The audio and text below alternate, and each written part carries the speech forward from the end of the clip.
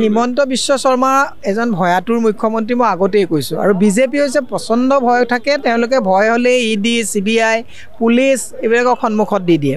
আজি আমাৰ IYCৰ যিজন কেন্দ্ৰীয় সভাপতি তেখেতক হোটেলত এৰেষ্ট কৰি ৰখা হৈছে তেওঁৰ মোবাইল লৈ গৈছে বুলি শুনিছোঁ আমাৰ জুবেৰ তেওঁকো হাউচ এৰেষ্ট কৰা হৈছে ইয়াৰ অৰ্থটো কি তাৰমানে গণতান্ত্ৰিক প্ৰতিবাদক তেওঁলোকে দমনমূলক নীতিৰে যদি মষিমূৰ কৰিব বিচাৰিছে হিমন্ত বিশ্ব শৰ্মাই মূৰ্খৰ স্বৰ্গত বাস কৰিছে হিমন্ত বিশ্ব শৰ্মাই সদায় কয় যে অসমত আন্দোলন নাই প্ৰতিবাদ নাই আন্দোলন নাই আৰু প্ৰতিবাদ যদি নাই তেতিয়াহ'লে তেওঁলোকে কিয় 163 ধাৰা প্ৰয়োগ কৰিবলগীয়া হৈছে তাৰমানে আন্দোলন প্ৰতিবাদ আছে মই হিমন্ত বিশ্ব শৰ্মাক সদায় কৈ আছোঁ কেৱল কংগ্ৰেছে যে প্ৰতিবাদ কৰিছে এনেকুৱা নহয় হিমন্ত বিশ্ব শৰ্মাক মোৰ লগতে মই কৈছোঁ যে বলকচোন স্বচ্ছলত বোলক স্বচ্ছলত শিক্ষকে প্ৰতিবাদ কৰিছে দিব্যাংগসকলে প্ৰতিবাদ কৰিছে যান বাহনৰ চালকসকলে প্ৰতিবাদ কৰিছে ব্যৱসায়ীসকলে প্ৰতিবাদ কৰিছে আজি গাহৰি পালকসকলে কৰিছে আজি গৰু যিসকল মিত্ৰ বন্ধু আছে তেওঁলোকৰ কৃষকৰ মিত্ৰ বন্ধু আছে তেওঁলোকে কৰিছে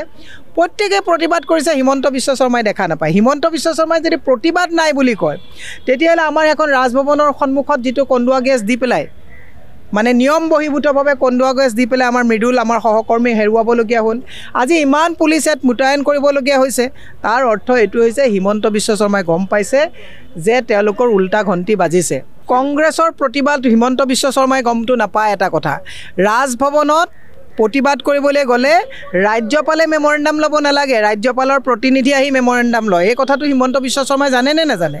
আমি অনুমতি দিছোঁ ৰাজ্যপাল থাকে আমি অনুমতি বিচাৰিছোঁ ৰাজ্যপাল থাকে নে নাথাকে সেইটো কথা নহয় ৰাজ্যপালক যেতিয়া প্ৰতিবেদনখন প্ৰদান কৰা হয় মানে আপোনাৰ প্ৰতিবাদৰ জৰিয়তে ৰাজ্যপালৰ প্ৰতিনিধি আহি একচেপ্ট কৰে আমি ৰাজ্যপালৰ প্ৰতিনিধিজনক সেইখন দিবলৈ তাত গৈছোঁ হিমন্ত বিশ্ব শৰ্মাই হৈছে এনেকুৱা এজন ব্যক্তি যি কোনো নীতি নিয়ম একো নামানে গতিকে তেওঁ সময়ে সময়ে ভিন্ন ৰূপ ভিন্ন মত ভিন্ন সময়ত তেওঁ বিভিন্ন কথা কৈ থাকে গতিকে হিমন্ত বিশ্ব শৰ্মাৰ পৰা নীতি শিক্ষা কংগ্ৰেছে ল'বলগীয়া নাই হিমন্ত বিশ্ব শৰ্মাই এটা কথা জানা দৰকাৰ যে তেওঁ আজি মোৰ হাঁহি উঠিছে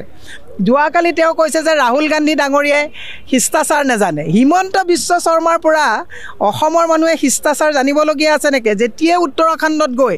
ৰাহুল গান্ধীৰ পিতৃ পৰিচয় সুধিছিলে সেইদিনাখনেই অসমৰ প্ৰতিজন সংস্কৃতিৱান মানুহৰ সন্মান তেওঁ লাঘৱ কৰি থৈ আহিছিলে সোনিয়া গান্ধীৰ মানে তেওঁৰ হেৰিৰ ওপৰত যেতিয়া তেওঁ সতীত্বৰ ওপৰত যেতিয়া তেওঁ প্ৰশ্ন উঠাইছিলে উল্টা চুৰ কটোৱালকো দাঁতে হিমন্ত বিশ্ব শৰ্মাই ৰাহুল গান্ধীক শিষ্টাচাৰৰ কথা শিকায় আৰু এটা কথা তেওঁ কৈছে নীতিৰ কথা তেওঁ কৈছে আমি ৰাহুল গান্ধী ডাঙৰীয়াক আমি ক্ষমা বিচাৰিব কৈছোঁ আৰু যদি নকৰে ফ'ৰ্চ কৰিম হু আৰ ইউ তেওঁ ৰাহুল গান্ধীক ফ'ৰ্চ কৰিবলৈ তেওঁ কোন তেওঁ লোকসভাৰ স্পীকাৰ নেকি তেওঁ গৃহমন্ত্ৰী নেকি তেওঁ প্ৰধানমন্ত্ৰী নেকি হিমন্ত বিশ্ব শৰ্মাই কথা কৈ থাকোঁতে নিজৰ লেকামটো পাহৰি যায় হিমন্ত বিশ্ব শৰ্মাই কৈ থাকোঁতে নিজৰ দায়িত্বটো তেওঁ পাহৰি যায় সেই কথাখিনি আমি কৈছোঁ আজি আমাৰ প্ৰতিবাদ আজি শ্ৰদ্ধাঞ্জলি আছে শ্ৰদ্ধাঞ্জলি অনুষ্ঠানত কোনেও বাধা দিব নোৱাৰে আৰু শান্তিপূৰ্ণভাৱে আমাক B.R. আম্বেদকাৰ ডাঙৰীয়াৰ মানে নেতৃত্বত আমি যিখন আমি সংবিধান পাইছোঁ সংবিধানে দিয়া অধিকাৰ খৰ্ব কৰাৰ নৈতিক অধিকাৰ হিমন্ত বিশ্ব বাহিনীৰ নাই গতিকে আমাৰ যিখিনি আমি গণতান্ত্ৰিকভাৱে আমি একদম পুৰা অহিংসভাৱে যিটো আমি প্ৰতিবাদ কৰিম তাক বাধা দিয়াৰ অসমৰ কোনো মুখ্যমন্ত্ৰীৰ এইটো মানে